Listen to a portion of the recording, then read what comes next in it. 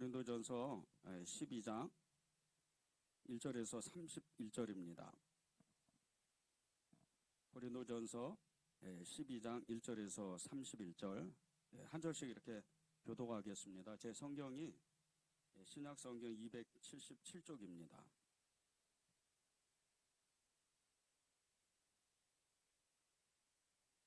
다 찾으셨죠? 우리 교독하겠습니다. 형제들아, 신령한 것에 대하여는 나는 너희가 알지 못하기를 원하지 아니하노니 너희도 알거니와 너희가 이방인으로 있을 때 말 못하는 우상에게로 끄는 그대로 끌려갔느니라. 그러므로 내가 너희에게 알리노니 하나님의 영으로 말하는 자는 누구든지 예수를 저주할 자라 하지 아니하고 또 성령으로 아니하고는 누구든지 예수를 주시라 할 수 없느니라. 은사는 여러 가지나 성령은 같고 직분은 여러 가지나 주는 같으며 또 사역은 여러 가지나 모든 것을 모든 사람 가운데서 이루시는 하나님은 같으니 각 사람에게 성령을 나타나심은 유익하게 하려 하심이니라. 어떤 사람에게는 성령으로 말미암아 지혜의 말씀을, 어떤 사람에게는 같은 성령을 따라 지식의 말씀을, 다른 사람에게는 같은 성령으로 믿음을, 어떤 사람에게는 한 성령으로 병 고치는 은사를, 어떤 사람에게는 능력 행함을, 어떤 사람에게는 애언함을, 어떤 사람에게는 영들 분별함을, 다른 사람에게는 각종 방언 말함을, 어떤 사람에게는 방언을 통역함을 주시나니 이 모든 일은 같은 한 성령이 행하사 그의 뜻대로 각 사람에게 나누어 주시는 것이니라. 몸은 하나인데 많은 지체가 있고 몸의 지체가 많으나 한 몸과 같이 그리스도도 그러하니라. 우리가 유대인이나 헬라인이나 종이나 자유인이나 다 한 성령으로 세례를 받아 한 몸이 되었고 또 다 한 성령을 마시게 하셨느니라. 몸은 한 지체뿐만 아니요 여럿이니 만일 발이 이르되 나는 손이 아니니 몸에 붙지 아니하였다 할지라도 이로써 몸에 붙지 아니한 것이 아니요 또 귀가 이르되 나는 눈이 아니니 몸에 붙지 아니하였다 할지라도 이로써 몸에 붙지 아니한 것이 아니니 만일 온몸이 눈이면 듣는 곳은 어디며 온몸이 듣는 곳이면 냄새 맡는 곳이 어디냐. 그러나 이제 하나님이 그 원하시는 대로 그 지체를 각각 몸에 두셨으니 만일 다 한 지체뿐이면 몸은 어디냐. 이제 지체는 많으나 몸은 하나라. 눈이 손더러 내가 너를 쓸 데가 없다 하거나 또한 머리가 발더러 내가 너를 쓸 데가 없다 하지 못하리라.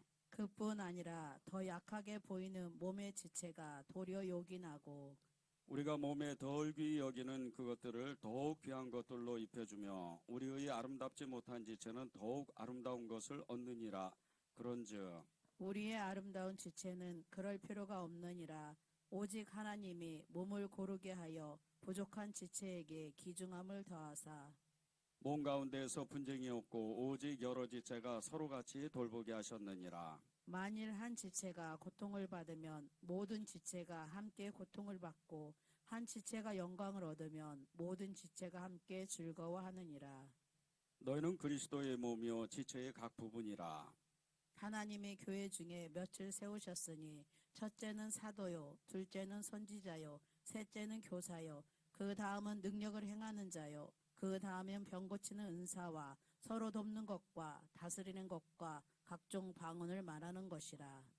다 사도이겠느냐, 다 선지자이겠느냐, 다 교사이겠느냐, 다 능력을 행하는 자이겠느냐. 다 병 고치는 은사를 가진 자이겠느냐, 다 방언을 말하는 자이겠느냐, 다 통역하는 자이겠느냐. 함께 읽겠습니다. 너희는 더욱 큰 은사를 삼아라. 내가 또한 가장 좋은 길을 너희에게 보이리라. 아멘. 우리가 이렇게 사역을 하다 보면 그 목사님들마다 이렇게 각자의 분야가 이렇게 잘하는 분야들이 있어요. 잘하는 분야들이 있는데 어떤 분은 이렇게 말씀을 연구하는데 말씀을 전하는데 굉장히 이렇게 뛰어난 능력을 가지고 있고 또 어떤 분은 제자 훈련을 너무 잘하고 또 행정을 잘하는 이런 분도 있고 또 특별히 사랑이 많으신 이런 목사님들도 있고 국률 사역이나 또 이제 여러 가지 교회의 부흥을 위해서 각자가 가지고 있는 그런 달란트 능력 이런 것들로 인해서 정말 엄청난 역사가 일어나는 그런 분들이 이렇게 계세요. 이제 특별히 어떤 분은 정말 은사들을 너무나 이렇게 강력하게 가지고 있고 또 그 은사를 사용해서 교회를 부흥시키는 그런 분들도 계십니다.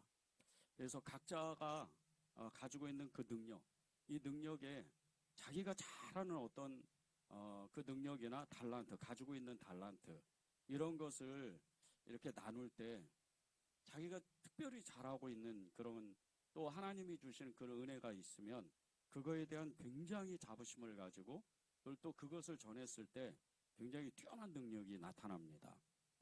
오늘 특별히 이렇게 은사에 대한 부분, 이 고린도전서 12장, 13장은 은사에 대한 부분입니다. 다음 주에는 이제 우리 사랑의 은사에 대해서 나눌 텐데 이 은사가 여러분 각자에게 어떻게 나타나는지 그것을 이렇게 나누는 시간을 가지면 좋겠습니다. 이 고린도 교회는 특별히 은사가 많은 교회였어요. 이 고린도 교회가 은사가 너무 많다 보니까 정말 그 문제가 될 정도로까지 굉장히 은사가 이렇게 여러 분야에서 뛰어나게 나타난 겁니다. 그 중에서 제일 강력하게 나타난 이 은사가 방언입니다. 이 고린도 교회는 그냥 공예배 때, 주일 예배죠.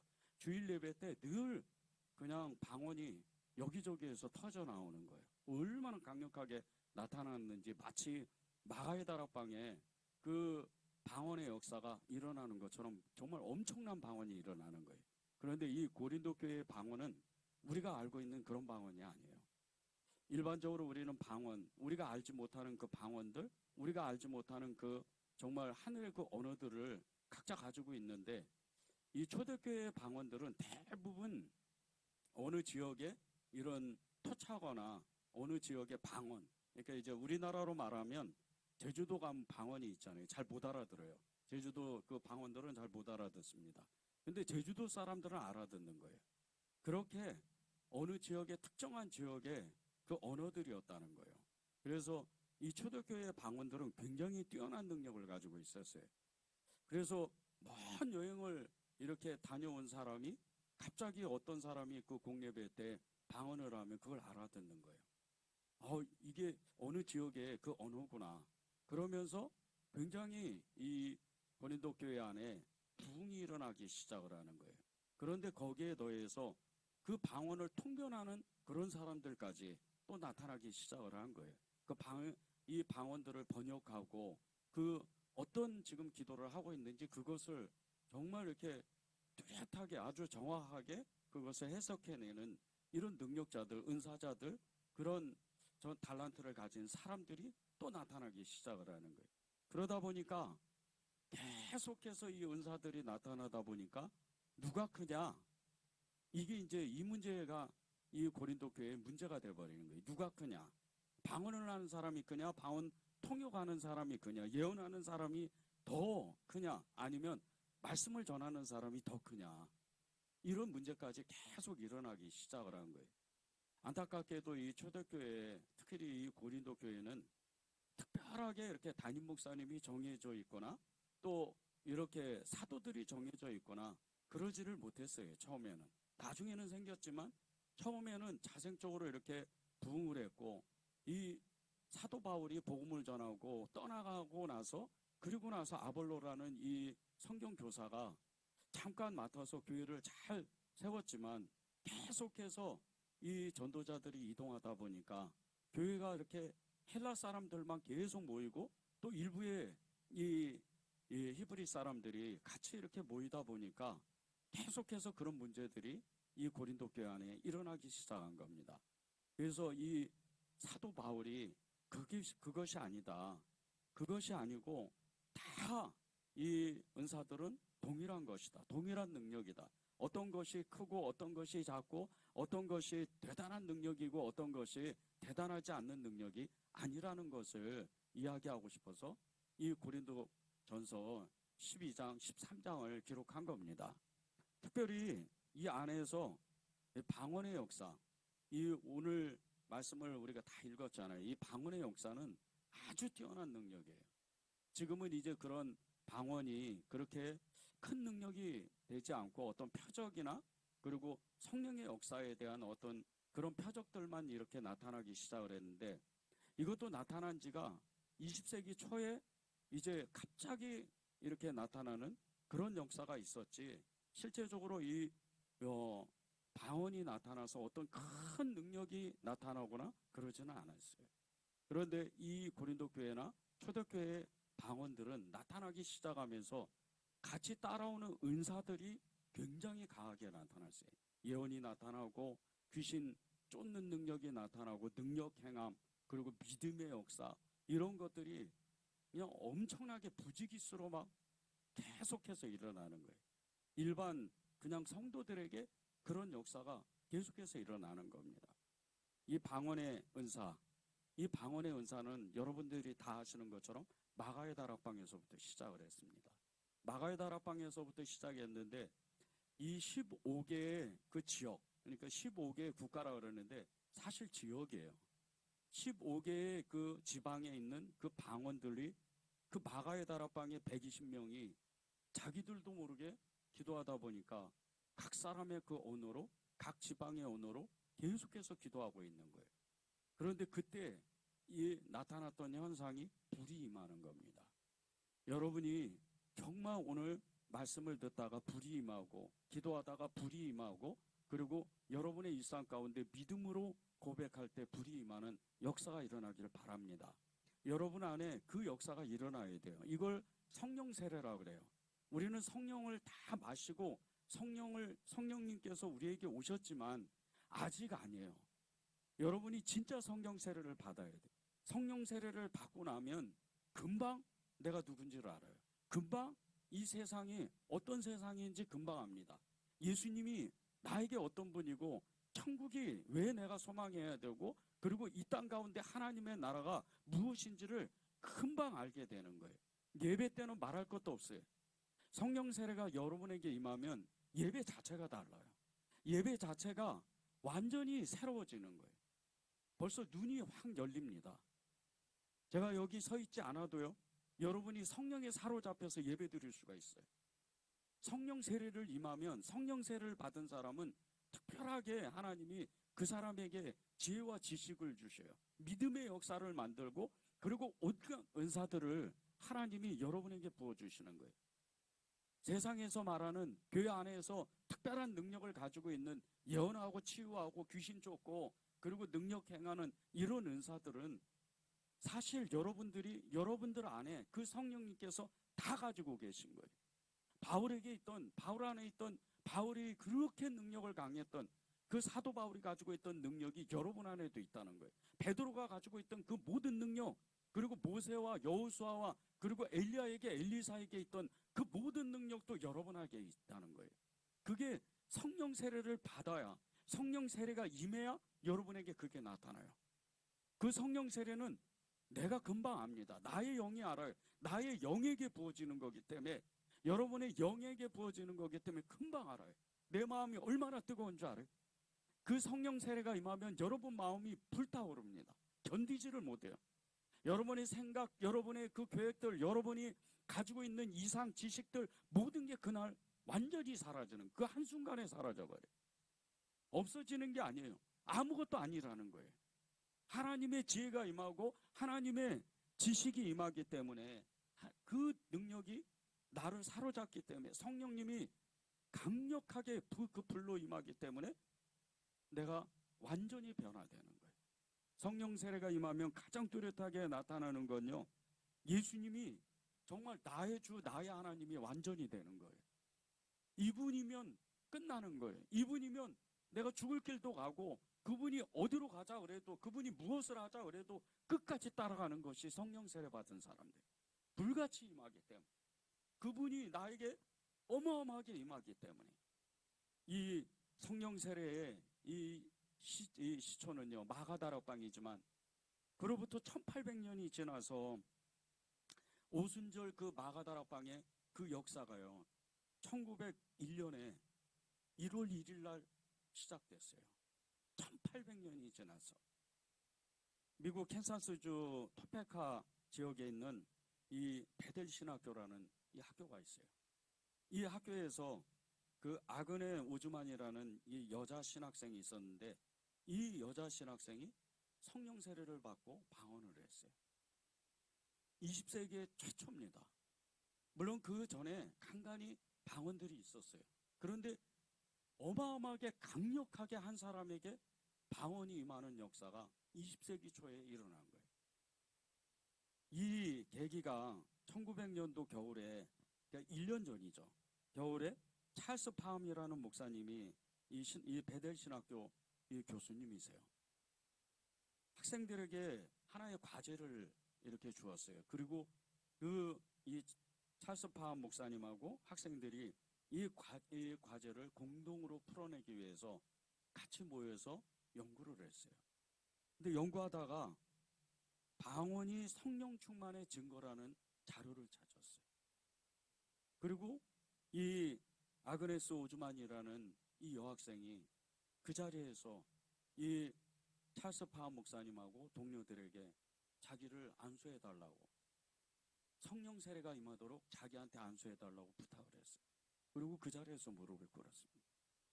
그리고 이 목사님이 안수를 하고 동료들이, 이 친구들이 기도를 하는데 그 성령의 역사가 불같이 임했어요.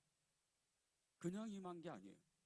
정말 어마어마하게 강력한 능력으로 이 오즈만에게, 이 여학생에게 임하고 그 바로 즉시로 나타나는 현상이 방언을 하게 된 거예요. 그리고 이 오즈만이 시작한 이 방언이 삽시간에 번져나갑니다. 미국 전체를 다 휩싸요.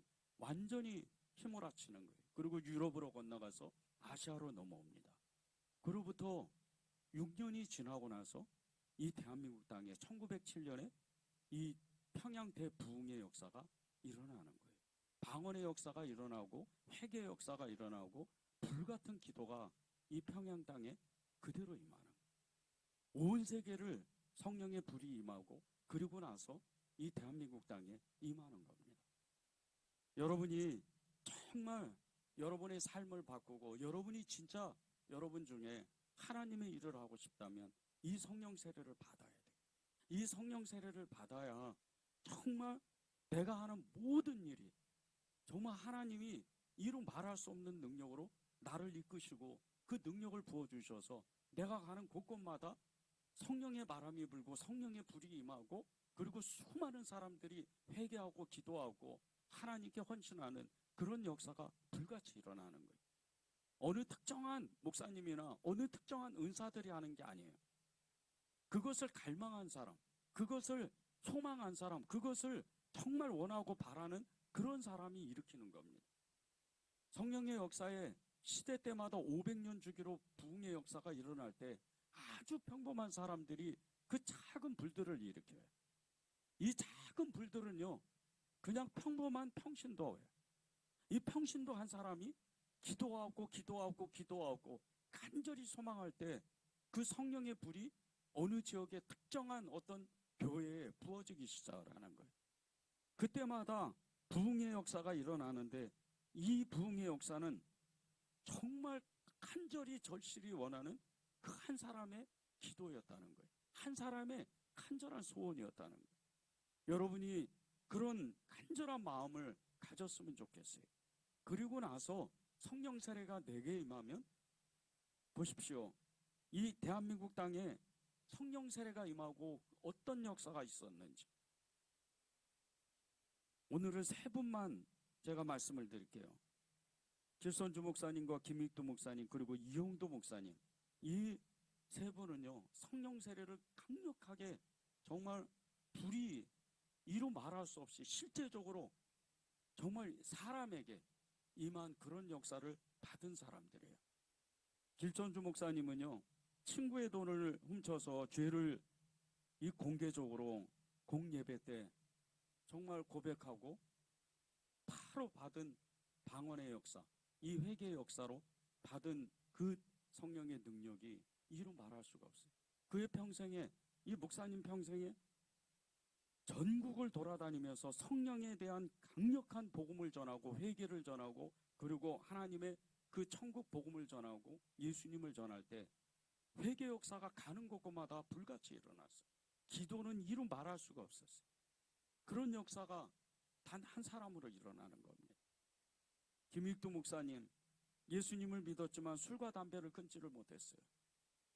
그렇게 정말 술집에 가서 술을 먹다가 그 술집에 있던 그 여종업원을 희롱하다가 갑자기 자기 마음에 찔리는 거예요.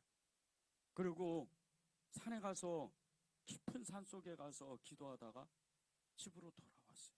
근데 돌아오는 그 집 앞에서 성령의 강력한 불을 만납니다. 얼마나 불이 크게 임했는지 너무 뜨거워가지고 그 자리에 있지를 못했어요. 땅바닥에서 떼굴떼굴 굴고 정말 엄청난 회개를 하는 거예요. 그리고 나서 이 김익도 목사님이 이 가는 지역마다 가는 집회마다 정말 회개가 엄청나게 임하고 은사들이 부지기수로 나타나는 거예요. 병고침의 역사, 귀신 떠나가는 역사, 이런 역사들이 불같이 일어나요. 이용도 목사님은 더합니다. 이용도 목사님은 감리교 목사님이셨어요. 이분 때문에 기도원 운동이 시작된 거였어요. 이분이 기도원을 최초로 창설을 했어요. 근데 이분은 협성신학교를 이렇게 갔다가 갑자기 폐결에 걸려요. 그래서 학교를 더 이상 이렇게 공부를 하지 못했어요. 근데 어느 집회를 이렇게 갔는데 목사님이 계속해서 말씀을 전하는데 자기 마음에는 찬송해라 계속 찬송을 하고 싶은 마음이 드는 거예요. 계속해서 목사님의 말씀에 전하는 그 상관없이 계속 찬송을 합니다. 그렇게 찬송을 하는데 자기 마음 안에 갑자기 불이 임하는 거예요. 그리고 너무 뜨거워가지고 견디지를 못하는 거예요. 그때 결심한 게 오직 죽으면 죽으리라. 정말 예수님께 미치자. 그리고 신학교를 다녀요. 그렇게 신학교를 졸업하고 목사님이 돼요. 그의 평생에 정말 예수님 때 미치자. 예수님으로 완전히 미쳐버리자. 그렇게 결단하고 집회를 다니기 시작을 하는 거예요. 그런데 집회를 다니기 시작하는데 정말 이루 말할 수 없는 기도의 불이 이 목사님이 가는 곳마다 일어나기 시작하는 거예요. 목사님이 그 집회에 수천 명 앞에서 복음을 전하고 다른 지역으로 가면 이 기도의 불이 꺼지지가 않아요. 그리고 또 다른 누군가에게 기도의 불이 계속 전해지는 거예요. 기도의 그 불이 계속해서 타오르고 또 타오르고 그렇게 엄청난 역사가 이 이용도 목사님에게 이 집회 때마다 일어나기 시작을 하는 거예요. 치유, 방언, 이 병고침, 이 모든 것들은 그냥 자동으로 일어나는 거예요. 특별하게 예수님의 이름으로 명하노니 귀신 떠나라 이렇게 안 해도 귀신 들린 자들이 다 떠나가는 거예요. 고침을 받는 거예요. 이런 역사들이 이 이용도 목사님 집회 때마다 일어나기 시작을 해요.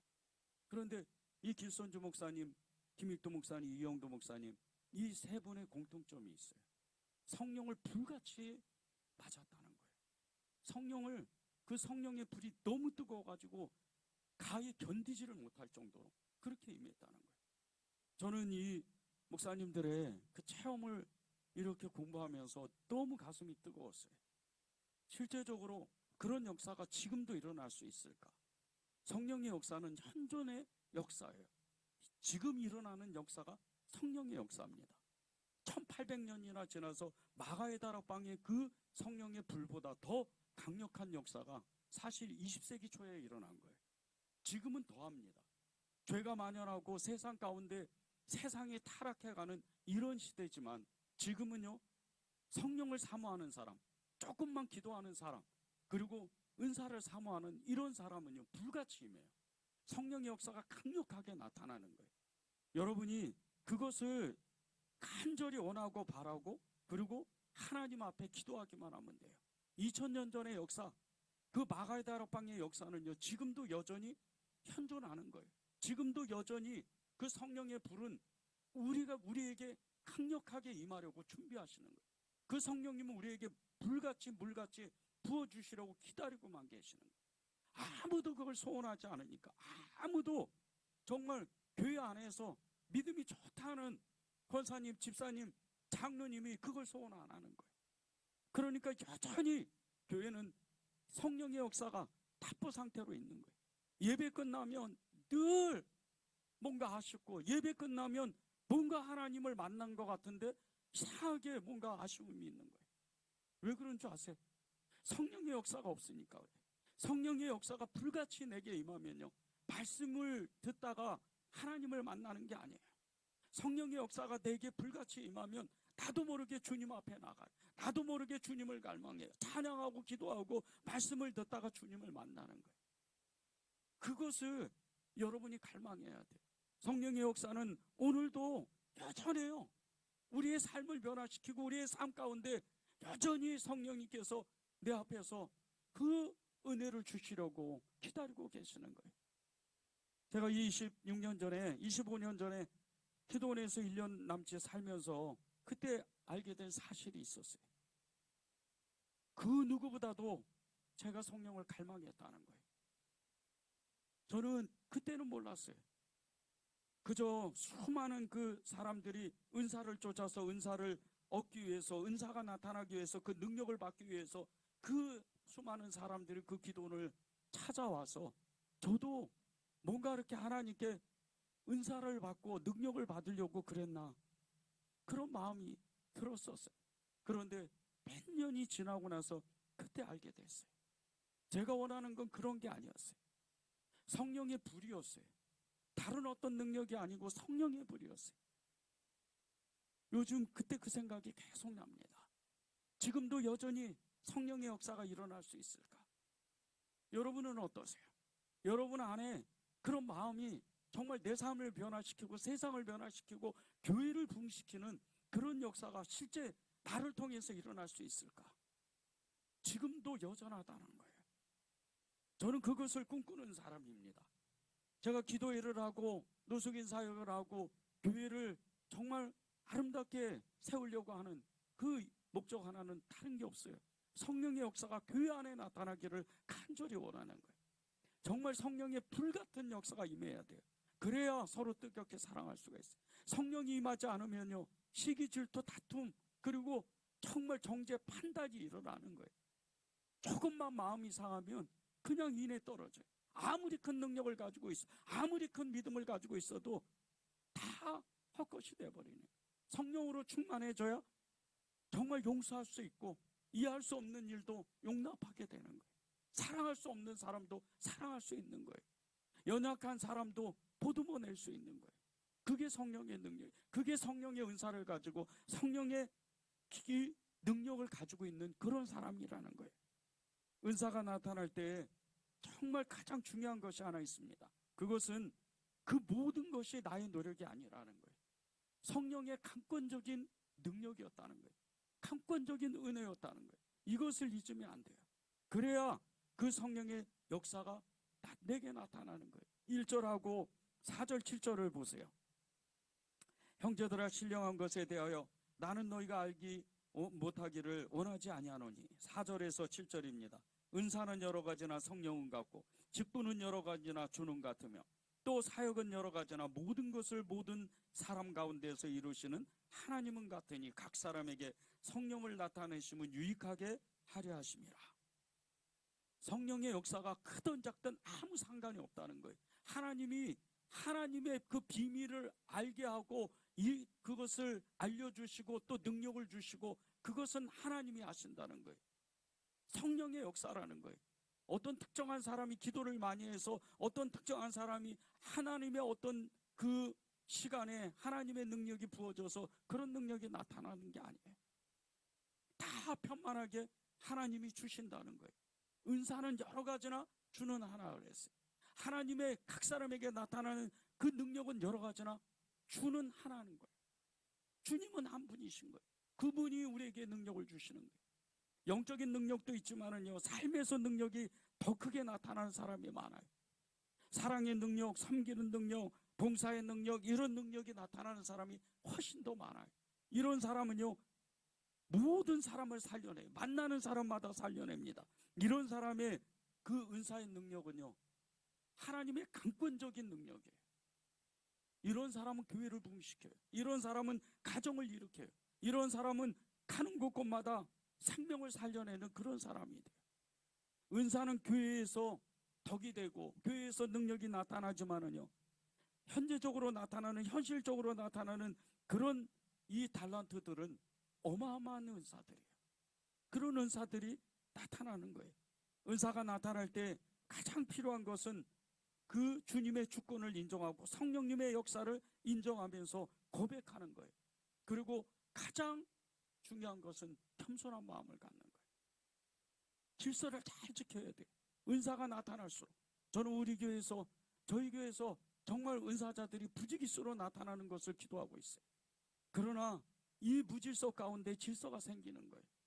서로가 서로를 사랑하고 알아보는 거예요. 아무런 은사가 없어도요, 가장 큰 능력이 있다는 것을 인정해 주는 거예요. 그게 어떤 능력인 줄 아십니까? 몸은 하나라는 거예요. 어떤 부분에는 손톱이 그리고 발톱이 아무것도 아닌 것 같잖아요. 손톱 하나 없으면요, 내내 그 사람은 그 몇 달 동안 고생을 해야 돼요. 그 중요한, 그 요긴한 그 손가락 하나가 그 몸을 지탱하는 거예요. 발가락 하나가 그 몸을 지탱하는 거예요. 그것을 알 때, 그 눈이 열릴 때 교회가 부흥하기 시작하는 거예요. 은사는요, 여러 가지나 성령은 같고, 직분은 여러 가지나 주는 같으며, 사역은 여러 가지나 모든 것 가운데 이루시는 하나님은 같다. 모든 것 가운데 하나님의 주권을 인정하는 거예요. 모든 것 가운데 하나님의 역사를 인정하는 거예요. 이것이 은사자들의 가장 필요한 덕목이에요. 그럴 때 그 사람에게 은사들이 나타나는데, 오늘은 9가지로 은사가 나타난대요. 이 9가지의 은사는요, 보통 은사가 아니에요. 여러분이 상상하는 그 이상의 은사입니다. 8절에서 10절을 제가 읽겠습니다. 어떤 사람에게는 성령으로 말미암아 지혜의 말씀을, 어떤 사람에게는 같은 성령을 따라 지식의 말씀을, 다른 사람에게는 같은 성령으로 믿음을, 어떤 사람에게는 한 성령으로 병 고치는 은사를, 어떤 사람에게는 능력 행함을, 어떤 사람에게는 예언함을, 어떤 사람에게는 영들 분별함을, 어떤 사람에게는 각종 방언 말함을, 어떤 사람에게는 방언들 통역함을 주셨습니다. 이 은사가 9가지라는 거예요. 지혜의 말씀, 지식의 말씀, 그리고 믿음, 그리고 병 고치는 은사, 능력 행함, 예언, 그리고 영들 분별함, 각종 방언 말함, 방언들 통역함, 이 9가지 은사들이 우리에게 나타나기 시작한다는 거예요. 우리에게 있다는 거예요. 그런데 이것을 자세히 풀어보면요, 8절에 나오는 이 지혜의 말씀과 지식의 말씀은요, 어마어마한 능력이에요. 일반적인 능력이 아닙니다. 이 지혜의 말씀은 세상을 향한 하나님의 계획 속을, 그 계획을 아는 능력이에요. 하나님의 지혜예요. 하나님이, 우리가 주기도문 하잖아요. 하늘에서 뜻이 이루어진 것 같이 땅에서도 뜻이 이루어지이다. 그 하늘의 비밀을 아는 거예요. 이 능력은 보통 능력이 아니에요. 이 능력은요, 누가복음 8장 10절에 보면요, 이르시되 하나님의 나라의 비밀을 아는 것이 너희에게는 허락되었으나 다른 사람에게는 비유로 하나니 이는 그들로 보아도 보지 못하고 들어도 깨달지 못하게 하려 함이라. 이 말씀과 같이 이 말씀의 배경이 씨 뿌리는 자의 비유잖아요. 4가지 밭의 말씀이에요. 이 길가밭이 있고 바위밭이 있고 가시떨기밭이 있고 좋은 땅의 밭이 있어요. 아무리 말씀을 들어도 하늘의 비밀을 알 수가 없는 거예요. 성경을 100번 읽어도 하나님의 비밀을 알 수가 없어요. 그런데 성령으로 감동된 사람, 성령의 능력이 임하고 그 은사가 임한 사람은요, 단 한 번 성경을 봐도 하나님의 비밀을 알 수 있다는 거예요. 이 능력은 보통 능력이 아니에요. 하나님의 뜻을 아는 거예요. 하나님의 생각을 아는 거예요. 이런 능력이 얼마나 큰 능력이에요. 하나님의 뜻을 안다. 하나님의 그 생각을 안다. 이런 능력을 가지고 있으면요, 정말 수많은 사람을 살려내는 거예요. 지식의 말씀은 또 어때요? 예수 그리스도를 아는 능력이에요. 예수 그리스도를 아는 능력. 이 지식의 은사는요, 예수 그리스도를 아는 거예요. 예수님을 우리가 안다. 예수님을 완전히 안다. 이 축복이 얼마나 큰 축복인 줄 아세요?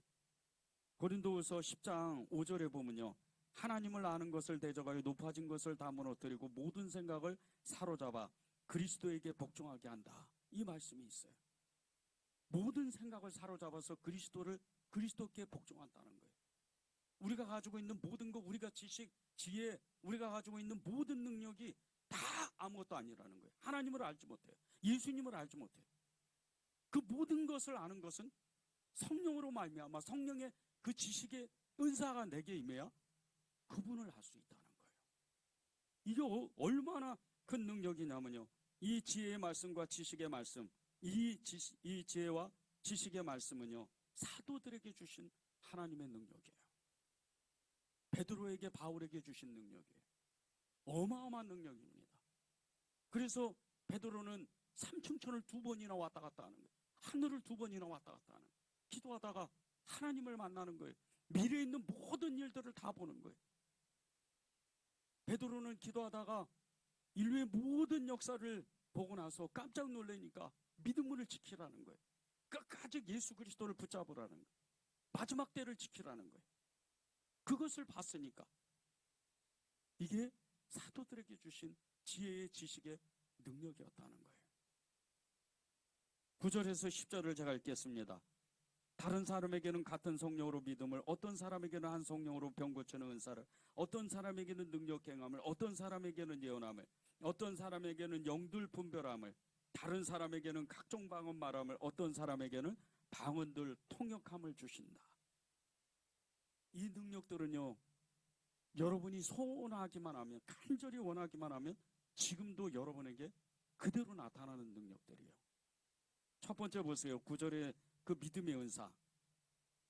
이 앞으로 나올, 뒤에 나올 모든 은사들이 이 믿음의 은사로서부터, 이 믿음의 그 능력으로부터 시작돼요. 여러분이 믿음을 소망해야 돼요. 야고보 사도, 예수님의 동생 야고보 사도가 가졌던 능력이 믿음의 은사였어요. 그래서 야고보서 1장에서 5장까지 계속해서 믿음을 얘기하는 거예요. 믿음으로 행해라, 믿음으로 살아라, 믿음으로 취해라. 그러면서 그 믿음의 사람, 그 본을, 엘리야를 얘기하는 거예요. 여러분이 그런 능력을 취해야 돼요. 믿음으로 행하는 거예요. 뭐든지 믿음을 쓰는 거예요. 하나님의 그 아는 지식, 하나님을 아는 지혜, 하나님이 주시는 그 은사들, 그 모든 것들을 믿음으로 취해야 돼요. 그래야 여러분의 그 모든 삶, 영적인 그 눈이 열리고 영적인 능력을 갖고 세상 현실 가운데에서 여러분의 그 믿음으로 말미에서 모든 것을 이기는 거예요. 사단의 모든 괴계를 깨트리는 거예요. 여러분의 삶을 통해서 세상이 변화되는 거예요. 이게 믿음입니다. 믿음의 은사를 가져야 돼요. 제가 기도원에 살 때 하나님의 어느 날 십자가 앞에서 기도하는데 이루 말할 수 없는 은혜를 주셨어요. 그날 십자가 앞에서 기도하는데 이 십자가에서 정말 주님의 보혈이 얼마나 쏟아지는지 몰라요. 제 몸이 진짜 그 십자가에, 그 흘러내리는, 십자가에서 흘러내리는 그 보혈에 완전히 잠겨버리는 거예요. 그때 주님이 딱 말씀하신 게 있었어요. 믿음을 보겠느냐. 믿음이 없다는 거예요. 하나님은 그렇게 말할 수 없는 은혜를 주셨는데 너는 믿음이 없다는 거예요. 우리가 다 그렇게 삽니다. 이루 말할 수 없는 은혜를 주셔요. 우리는 천국을 간다고 믿어요. 우리는 이 세상을 이겼다고 믿어요. 세상을 이기는 믿음을 가졌다 그래요. 그런데도 여전히 염려하고 근심하고 두려워하고 또 근심하고 그렇게 사는 거예요. 왜 그런지 아세요? 믿음이 없으니까. 아무리 많이 기도해도 조금만 무슨 일이 있으면 믿음을 쓰지를 못해요. 이 믿음의 은사를 가져야 돼요.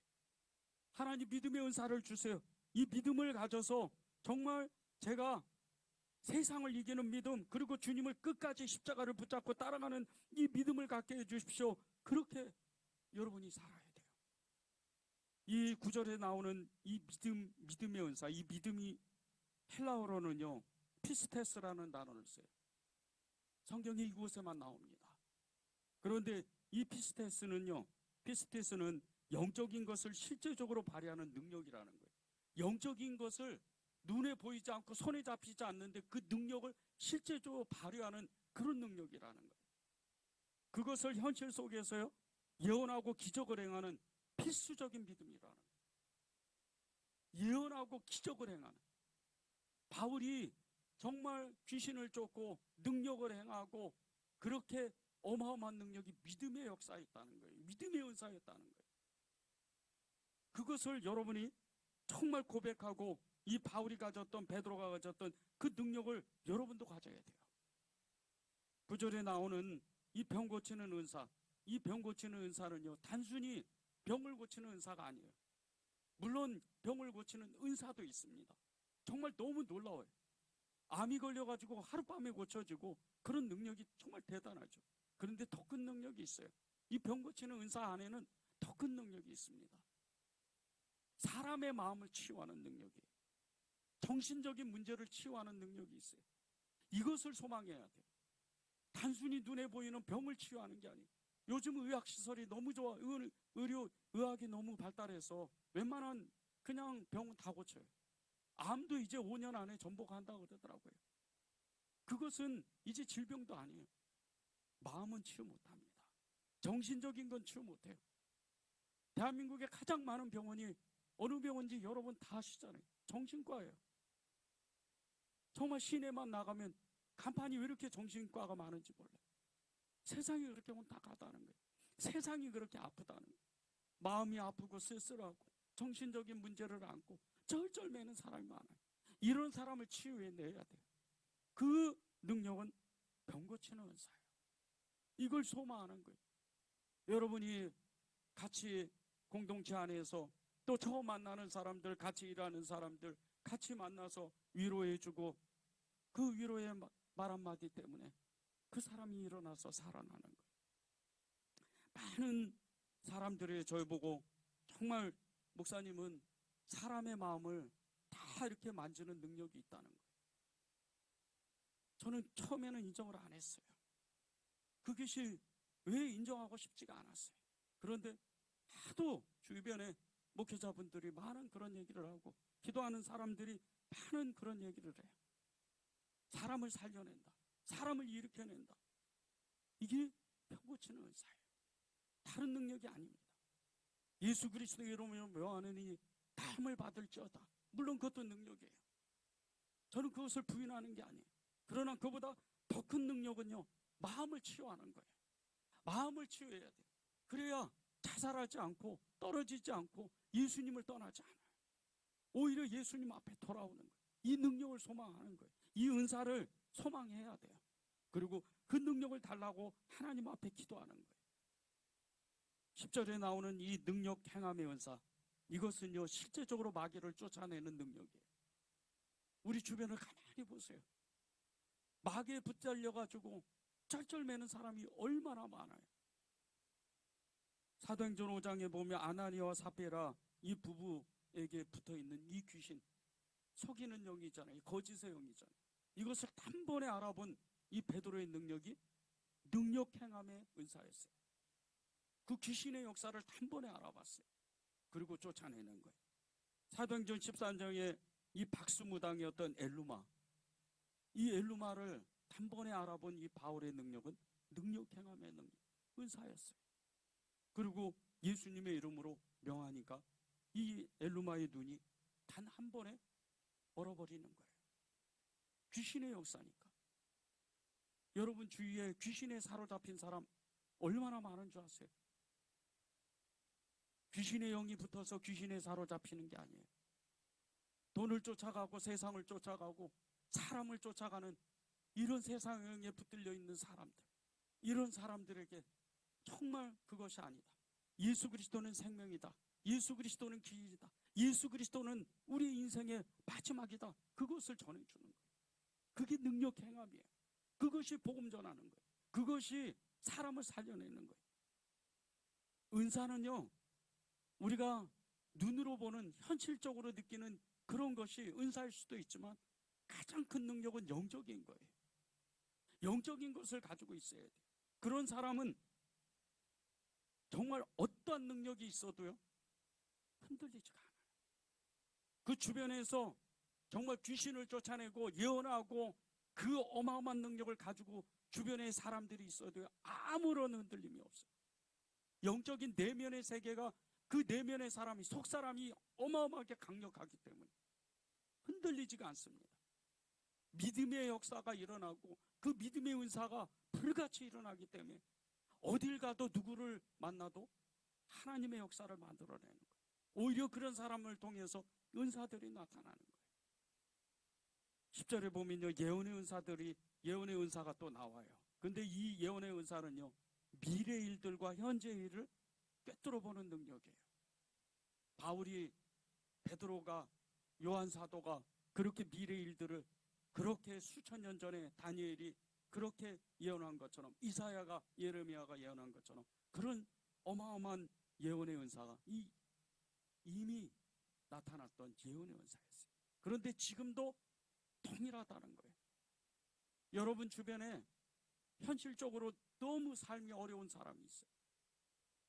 너무나 정말 그 인생이 괴로운 사람이 있어요. 정신적으로, 영적으로 완전히 무너진 사람이 있어요. 이런 사람을 찾아가서 예언의 은사를 나타내줘야 돼요. 너는 희망이 있다. 너는 예수님의 사람이다. 그렇게 위로해주고 복음을 전할 때 이 예언의 은사가 강력하게 나타나는 거예요. 미래 일도 예언하지만 현실적인 그런 일어나는 일들에 대해서 하나님의 메시지를 전해주는 거예요. 하나님은 너를 사랑한다. 하나님은 너를 끝까지 붙잡고 있다. 그걸 전해줄 때 그 예언의 은사로 인해서 한 사람의 영혼이, 천하보다 귀한 그 한 사람의 영혼이 살아나는 거예요. 이것을 소망하는 거예요. 10절에 보면 영들 분별함에 이 은사가 있어요. 이 은사는 아주 정말 특별한 은사입니다. 우리가 이것을 소망해야 돼요. 교회 안에 적그리스도의 영으로 정말 수많은 세상의 영이 들어와 있어요. 교회 안에 똑같은 은사가 나타나는 것 같아도요, 정말 이 교회를 너무나 힘들게 하는 그런 은사들이 많아요. 거짓 영이에요. 이 고린도 교회에 가장 심했습니다. 세상의 영에, 헬라 영에 붙잡혀가지고 우상숭배했던 그런 영적인 능력, 박수무당에게, 그 예언자들에게 받았던 그 능력이 예수님 믿고 성령 안에서 이게 온전하게 처리가 안 돼서 나타나는 그런 거짓 영의 역사들이 많았어요. 그런데 현대교회도 이 정말 세상의 영에 사로잡혀서 마치 하나님으로부터 온 그 영인 것처럼 양의 탈을 쓰고 그렇게 예언하는 사람들이 꽤 많아요. 너무 많습니다.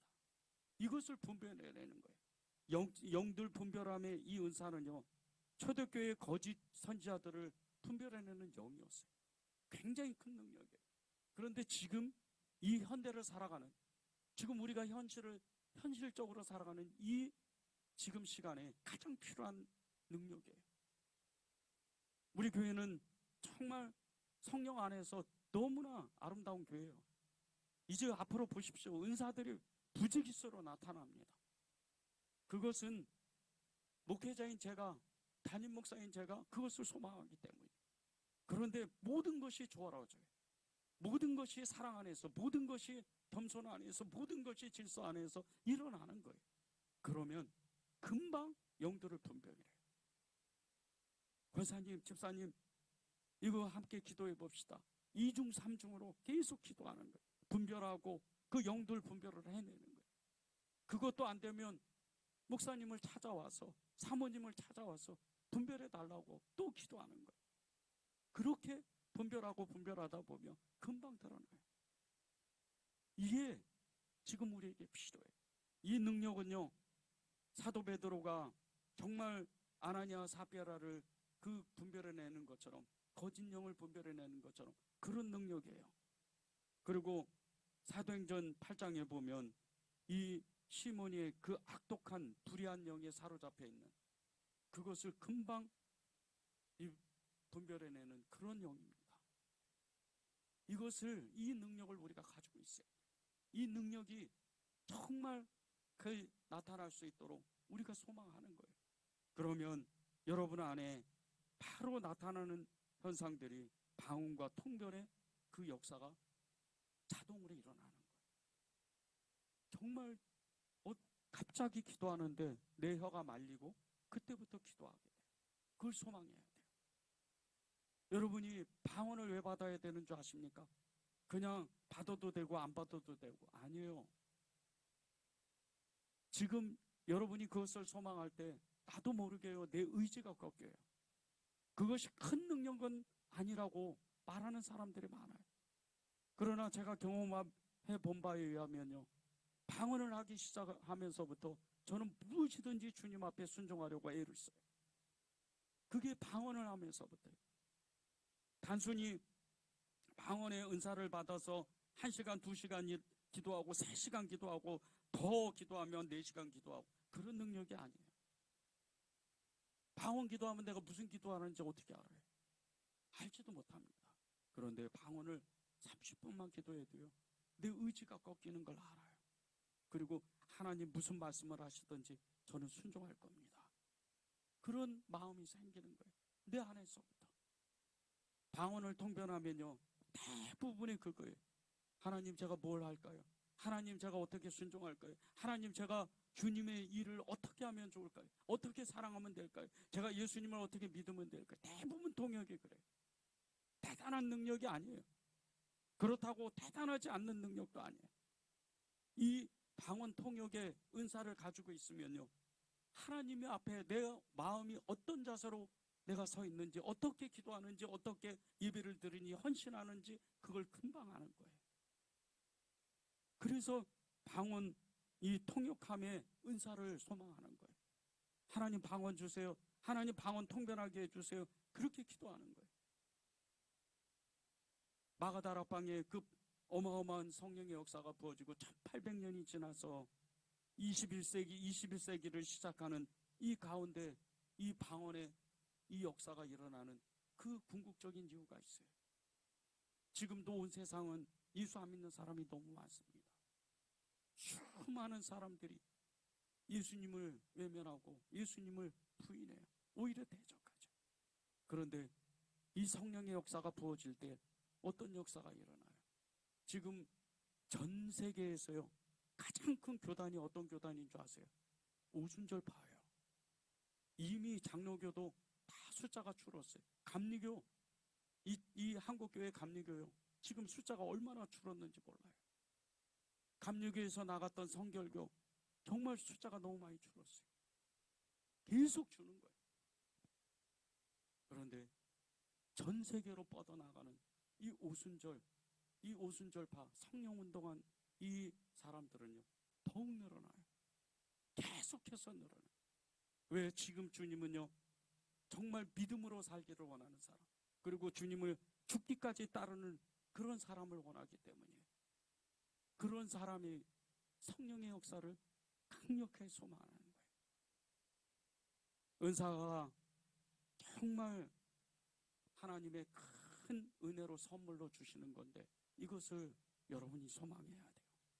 그 은사를 받는 가장 좋은 방법이 무엇이 아십니까? 기도하는 거예요. 끊임없이 기도하는 거예요. 하나님께 매달리고 또 매달려서 나의 생각과 이성적인 이 고정관념을 깨달라고 하나님 앞에 매달리면 그 은사는 자동으로 임해요. 그때부터 내 뜻이 아닌 하나님의 뜻으로 초자연적인 능력을 발휘하면서 그렇게 하나님 앞에 쓰임받는 거예요. 여러분이 이 초자연적인 능력, 은사를 진짜 소망하기를 원합니다. 그리고 여러분이 여러분의 그 인생을 바꾸고 여러분의 가정을 바꾸고 여러분의 자녀들, 형제들, 부모님을 완전히 바꿔내서 하나님의 영광을 만들고 그 능력으로 교회를 세우는 이 교회는요, 이 은혜제일교회는 자동으로 부흥하게 돼 있어요. 저는 사람이 많이 오는 것을 원하지 않는 사람이에요. 그건 나중에 자동으로 돼요. 그거보다 우리 안에 정말 하나가 되기를 원하는 거예요. 모두가 하나가 되고 모두가 한 마음이 돼야 돼요. 그러면 성령의 폭발이 일어나요. 은사는 자동으로 나타납니다. 그때부터 교회는 부흥하는데 이 은사를 구할 때 성령의 능력을 구하면서 우리가 조심할 것만 조심하면 돼요. 가장 조심할 것은 처음에 제가 말씀을 시작하면서 여러분들께 전해드린 것처럼 겸손해야 돼요. 마음을 겸손히 가져야 돼요. 여러분이 질서를 잘 지켜야 됩니다. 12절 13절을 보십시오. 몸은 하나인데 많은 지체가 있고 몸의 지체가 많으나 한 몸인 것 같이 그리스도도 그러하니라. 우리가 유대인이나 헬라인이나 종이나 자유인이나 다 한 성령으로 세례를 받아 한 몸이 되었고 또 다 한 성령을 마시게 하였느니라. 끝절이 굉장히 중요해요. 다 한 성령을 마셨다는 거예요. 겸손해야 돼요. 그래서 능력이 크게 나타나는 사람도 있고 그렇지 않는 사람도 있어요. 그런데 그 능력이 크게 나타나는 사람과 능력이 나타나지 않는 사람은 동일한 성령을 마셨다는 거예요. 능력이 큰 게 없고 작은 게 없다는 뜻이에요. 그것을 잘 지켜야 돼요. 그 겸손한 마음으로 하나님 앞에 구하면요, 하나님이 세워주신 질서가 뭔지를 금방 알게 돼요. 28절을 보세요. 하나님이 교회 중에 몇을 세웠으니 첫째는 사도요, 둘째는 선지자요, 셋째는 교사요, 그 다음은 능력을 행하는 자요, 그 다음 병 고치는 은사와 서로 돕는 것과 다스리는 것과 각종 방언을 말하는 것이라. 순서를 정해놨잖아요. 사도와 선지자와 그리고 교사, 다음 능력 행하는 사람, 병 고치는 은사, 서로 돕는 것과 다스리는 것, 방언을 말하는 이 질서가 있잖아요. 은사 중에 가장 낮은 능력이 방언이에요. 그러면서 가장 큰 능력이 방언으로부터 시작되는 거예요. 왜? 순서가 거꾸로 세워보세요. 위로 올라가잖아요. 그런 능력이, 그런 역사가 우리 안에 있다는 거예요. 우리가 할 것은 겸손하게 하나님 앞에 구할 것을 구하고 교회의 질서를 지키고 성도들 간에 서로 사랑하면 되는 거예요. 그러면 하나님의 능력이 우리에게 부어지게 되는데 31절을 보세요. 너희는 더욱 큰 은사를 사모하라. 내가 또한 가장 좋은 길을 너희에게 보이리라. 가장 큰 은사가 있다는 거예요. 이제 다음 주면 사랑의 은사를 우리가 나눌 텐데요. 이 사랑의 은사는 우리가 평생 구하고 또 갈망해야 되는 은사예요. 사랑의 은사는 특별한 은사입니다. 다 같은 사람에게 부어지지 않아요. 제가 다음 주에도 우리에게 나눌 텐데요. 정말 어떤 한 분을 제가 특정한 어떤 분이라 이렇게 이름은 거론하지는 못해요. 그런데 제가 전에 교회에서 알던 어떤 분이 계셨어요. 이분의 사랑은 이루 말할 수가 없어요. 아무도 가리지 않아요. 그분의 사랑은요, 사람을 살려내는 그런 능력이 있어요. 그렇다고 무엇을 어마어마하게 가지고 어떤 능력을 가지고 공부를 많이 한 그런 사람도 아니에요. 그저 그분은 어떤 사람의 손을 그냥 잡아주거나 그 사람의 어깨를 두드려주거나 그 사람 옆에서 그 말을 들어주거나 그런 작은 행동 하나하나가 그 사람을, 상대방을 그냥 살려내. 그때 주님이 그 마음을 주셨어요. 너도 이런 사람이 돼야 된다. 이 가장 큰 능력이 있어요. 사랑입니다. 모든 은사가요, 믿음이 정말 천하를 다 뒤집을 수 있는 그런 믿음의 은사가 있고 베드로와 같은, 바울과 같은 그런 능력이 있어도요, 사랑이 없으면 아무것도 아니에요. 여러분이 그것을 진짜 소망해야 돼요. 여러분에게는 이미 그 능력이 다 있습니다. 여러분이 그것을 믿어야 돼요. 오늘은 좀 믿음을 썼으면 좋겠어요. 내 안에 그 능력이 있다. 나는 그런 사람이다. 나는 기도하면 주님이 주신다. 그리고 이 능력이, 모든 이 9가지의 능력이 나한테 그대로 나타난다. 그것을 여러분이 믿고 기도하고 바라고 원하고 그것을 위해서 끊임없이 하나님께 매달려야 돼요. 그러면 그 능력이 여러분에게 나타납니다. 우리 찬양하고 기도하겠습니다. 우리 성령의 불길 1절만 우리 찬양하고 기도하겠습니다.